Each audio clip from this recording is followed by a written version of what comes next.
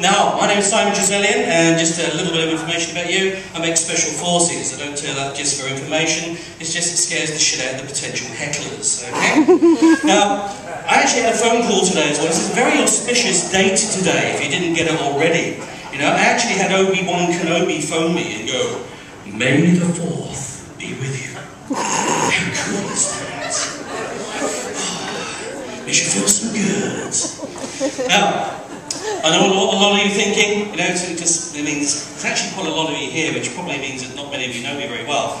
But anyway, I've actually been on a detox. Yeah, it really is. And I know a lot of you know me going, "Oh, it seems to be working for you, man." Well, I've spent so much time, you know, actually on this detox. Now, the reason for that, of course, is that I'm anorexic. It's true. I read it in New Idea, so it must be true, yeah? It said, anorexics look at themselves in the mirror in the morning and see themselves as fat and ugly. Oh, so do I. What's the problem? Anyway, so this detox, I've actually spent a lot of time in men's toilets. I've actually spent more time in men's toilets than George Michael at a Backstreet Boys concert. Honestly, it's unbelievable. In fact, I just had this really weird experience just upstairs, just not like it. You know, I'm there in the toilet, yeah. And what is it about toilets? Men and toilets. You know, you go into a women's toilet, well, allegedly, you go into a woman's toilet, yeah, and it smells nice. You know, it's clean, you know, and all this type of thing. You go into a men's toilet, the bar's been open 10 minutes, and it looks like someone's been swinging an incontinent cat around, doesn't it? Yeah? Unbelievable. Anyway, so I'm there, at the urinal, like you do. Yeah? And of course men have this thing, don't they? You know, they'll put the legs flat, they try and get the space, just so you don't want to be touching any other man while you're doing it, you know? Anyway, so I'm there, and I hear this groaning behind me, and it is,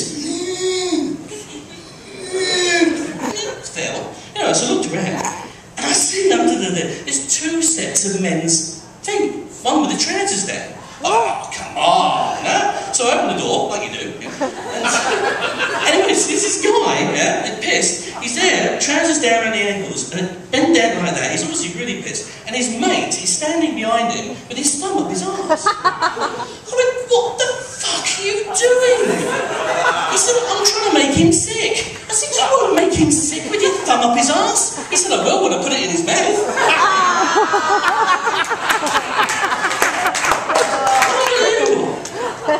Anyways, I mean, and men, honestly, men in urinals, I mean, it's unbelievable, yeah? Because they go in there, and you've got to appear manly, haven't you, you know, because you're about to get your willy out in front of a lot of people, you know? So, there you go. Right. Yeah? Be as male as possible. And then what about when they shake it? It's like they're wrestling a King Brown.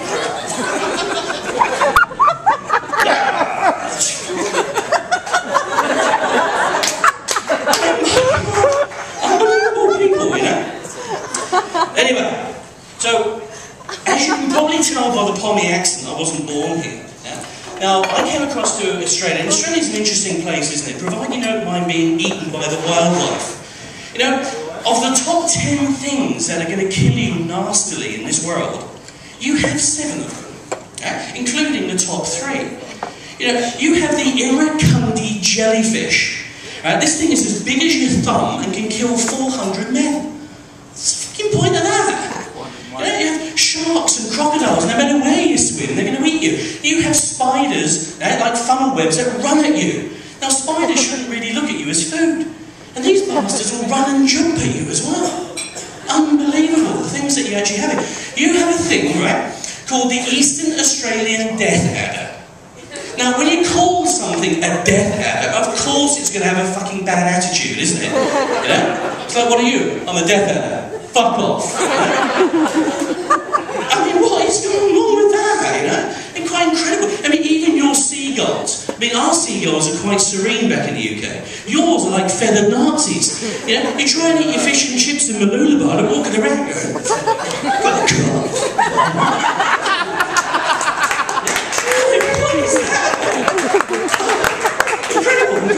But, you know, it did take me a while to get over the language barrier, and especially in Queensland. You guys are weird, you've got a weird accent. You know, it took me ages to realise that people in Queensland weren't asking me me a question. Yeah? Oh yeah, I'm from Brisbane. And yeah, I'm a mechanic. Yeah? What's all that about? Yeah, living in Queensland. You know? I mean, I thought that someone was nipping their arse every time they were speaking to me. Yeah, so where's the question with that?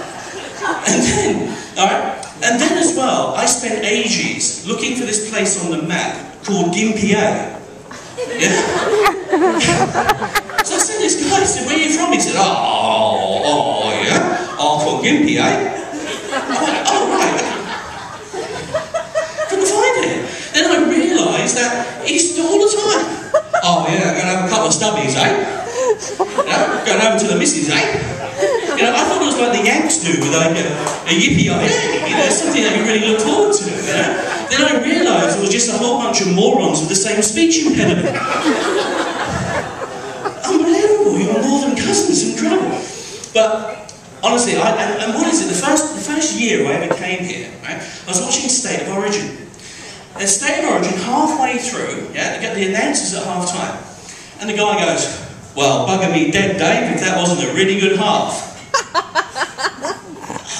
Bugger you dead? What are you saying on national television? I mean, what is it about that, you know?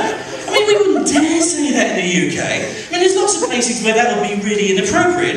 Like your first day in prison, you know? Yeah, you walk into prison and you go in there and you meet your new, you know, big Polynesian roommate and go, "Wow, bugger me dead." Oh, yeah. That's going to be a self-fulfilling prophecy, isn't it?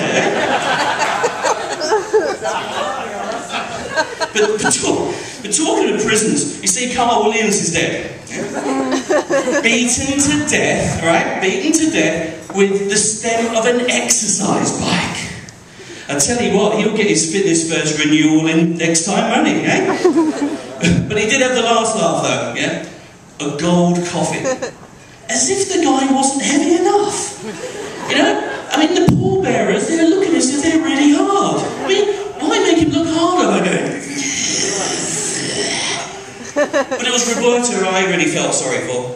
Yeah, having to sleep with it. I mean, talk about underbelly. Would you really want to be under that belly? Got better thinking about it, isn't it? But I love the way that you guys, right? You guys do this really, really interesting thing. What is it, right? You might want to tell me about this. What is it when you go, yeah, no? We do